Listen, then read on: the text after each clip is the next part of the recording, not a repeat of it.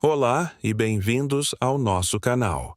Hoje vamos abordar um dos maiores desafios que a humanidade enfrenta, as mudanças climáticas, e, mais especificamente, vamos mergulhar em um conjunto de tecnologias que podem desempenhar um papel crucial na mitigação dessa crise, as tecnologias de captura de carbono. Enquanto a transição para energias renováveis é fundamental, muitos cientistas concordam que apenas reduzir emissões pode não ser suficiente para atingir nossas metas climáticas. Precisamos também remover o dióxido de carbono, CO2, que já está na atmosfera ou capturá-lo diretamente de suas fontes. Mas como exatamente funcionam essas tecnologias? Quais são os diferentes métodos, desde filtros gigantes que aspiram o ar, até processos que capturam carbono antes mesmo dele ser liberado? E qual o verdadeiro papel da captura de carbono no grande esquema do combate às mudanças climáticas? Preparem-se para uma análise profunda de uma das ferramentas mais discutidas e, por vezes, controversas na nossa luta por um futuro mais sustentável. O dióxido de carbono é o principal gás de efeito estufa responsável pelo aquecimento global. Suas concentrações na atmosfera atingiram níveis sem precedentes, principalmente devido à queima de combustíveis fósseis. As tecnologias de captura de carbono, conhecidas pela sigla CCS, Carbon Capture and Storage, ou CCUS, Carbon Capture, Utilization and Storage, visam interceptar esse CO2 ou removê-lo do ambiente. Existem, de forma geral, três abordagens principais para a captura de carbono. A primeira é a captura pós-combustão. Este método é aplicado a fontes industriais, como usinas de energia a carvão ou gás, e fábricas de cimento ou aço. Após a queima do combustível fóssil, os gases de exaustão passam por um processo químico que separa o CO2 dos outros gases, como o nitrogênio. Solventes líquidos são frequentemente usados para absorver o CO2, que é, então, liberado do solvente através de aquecimento, resultando em um fluxo concentrado de CO2 pronto para transporte e armazenamento. É como instalar um filtro gigante na chaminé. A segunda abordagem é a captura pré-combustão. Neste caso, o combustível fóssil é processado quimicamente antes de ser queimado. Por exemplo, o carvão ou o gás natural podem ser convertidos em uma mistura de hidrogênio e CO2 através de um processo chamado gaseificação ou reforma. O CO2 é então separado dessa mistura, deixando o hidrogênio que pode ser queimado como um combustível limpo, produzindo principalmente vapor d'água. Esta abordagem é mais complexa, mas pode ser mais eficiente em certas aplicações industriais. A terceira, e talvez a mais comentada recentemente, é a captura direta do ar, DAC, Direct Air Capture. Ao contrário das duas primeiras, que se concentram em fontes pontuais de emissão, a DAC visa remover o CO2 que já está disperso na atmosfera.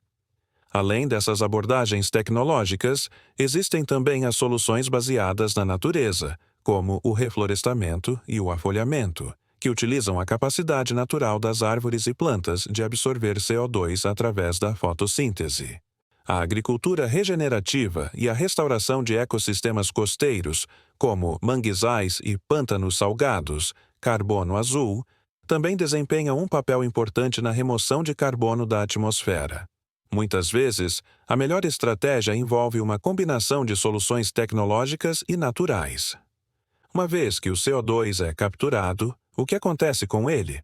Aqui entramos no C e no U de CCS e CCUE, armazenamento e storage e utilização, utilization. A principal opção de armazenamento é o armazenamento geológico. O CO2 concentrado é comprimido até se tornar um fluido supercrítico e injetado em formações geológicas profundas e porosas, como reservatórios de petróleo e gás esgotados, aquíferos salinos profundos ou camadas de carvão inexploráveis. Essas formações são geralmente cobertas por camadas de rocha impermeável que aprisionam o CO2, impedindo que ele escape de volta para a atmosfera por milhares ou milhões de anos. O monitoramento cuidadoso dos locais de armazenamento é crucial para garantir a segurança e a permanência. A utilização do CO2 capturado, ICCU, envolve transformar o CO2 em produtos comercialmente valiosos. Isso pode incluir a produção de combustíveis sintéticos, e-fuels, produtos químicos, plásticos, materiais de construção como concreto, ou até mesmo para uso em estufas para estimular o crescimento de plantas. A ideia é criar uma economia circular do carbono. No entanto, é importante notar que muitos desses usos podem, eventualmente, liberar o CO2 de volta para a atmosfera, a menos que o produto final seja de longa duração, como no caso do concreto. A utilização que resulta em armazenamento permanente é a mais benéfica para o clima. Apesar do potencial, as tecnologias de captura de carbono enfrentam desafios significativos. O custo é um dos maiores obstáculos. Capturar, transportar e armazenar CO2 adiciona um custo considerável à produção de energia ou a processos industriais, tornando-os menos competitivos sem incentivos ou políticas de precificação de carbono. A energia necessária para operar os sistemas de captura também é uma preocupação. Se essa energia vier de combustíveis fósseis, pode reduzir o benefício climático líquido. A escala é outro desafio. Para ter um impacto significativo nas mudanças climáticas, precisaríamos implantar a captura de carbono em uma escala massiva, com milhares de instalações ao redor do mundo. A infraestrutura necessária para transportar e armazenar essas vastas quantidades de CO2 também precisaria ser desenvolvida. Além disso, a aceitação pública e as preocupações com a segurança do armazenamento geológico a longo prazo precisam ser abordadas com transparência e regulamentação robusta. Críticos argumentam que a captura de carbono pode ser uma distração da necessidade urgente de abandonar os combustíveis fósseis, ou que pode ser usada para justificar a continuação de sua queima. É fundamental que a CCMS-CCIUS seja vista como uma ferramenta complementar e não como um substituto para a rápida transição para energias renováveis e a melhoria da eficiência energética. Ela é particularmente promissora para setores difíceis de abater, como a indústria pesada, cimento, aço, onde as emissões são inerentes ao processo de produção, e para remover emissões históricas através da DAC. O painel intergovernamental sobre mudanças climáticas, IPCC, reconhece em seus relatórios que a captura e remoção de carbono provavelmente serão necessárias em conjunto com reduções drásticas de emissões para limitar o aquecimento global a 1,5 ou 2 graus Celsius, conforme estabelecido no Acordo de Paris. Projetos de captura de carbono estão em operação e em desenvolvimento em várias partes do mundo. Países como Noruega, Canadá e Estados Unidos têm sido pioneiros, com instalações em usinas de energia, fábricas de etanol e projetos de DAC. O investimento em pesquisa e desenvolvimento continua, buscando reduzir custos, melhorar a eficiência e encontrar novas aplicações para o CO2 capturado. Em resumo, as tecnologias de captura de carbono representam um conjunto complexo, mas potencialmente vital, de ferramentas na nossa luta contra as mudanças climáticas.